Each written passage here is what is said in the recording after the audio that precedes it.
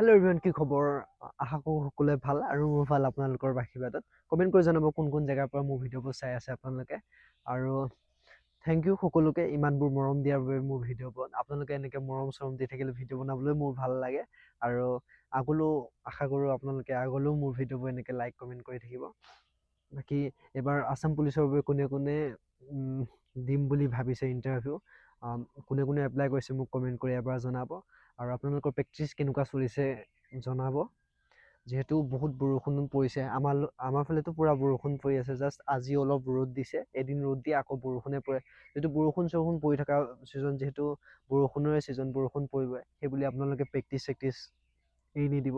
যিহেতু বৰষুণ পৰাৰ বাবে আপোনালোকে ফিল্ড চিল্ড যাবলৈ অসুবিধা হৈছে, বাট তাই কওঁ আপোনালোকে প্ৰেক্টিচটো একেবাৰেই নিদিব।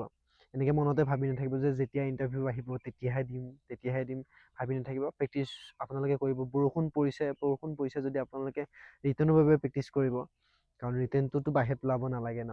আপোনালোকে এক্সামৰ বাবে প্ৰিপেৰেশ্যন কৰিব, পঢ়া শুনা কৰিব পাৰে। এফালে নহ'লে এফালে আপোনালোকে কৰি থাকিব। আমাক কোৱা মতেতো 25,000 পষ্ট ওলাব ABUB, আৰু দুটাকৈ কামাণ্ডো বেটেলিয়ন খুলিব বুলি কৈছে। তেনেকুৱা হ'লেতো খুব ভালেই কথা। বাকী আপোনালোকে প্ৰেক্টিচ কৰিবলৈ নাপাহৰিব, ডেইলি প্ৰেক্টিচ কৰি থাকিব। বাকী আজিলৈ বাই বাই।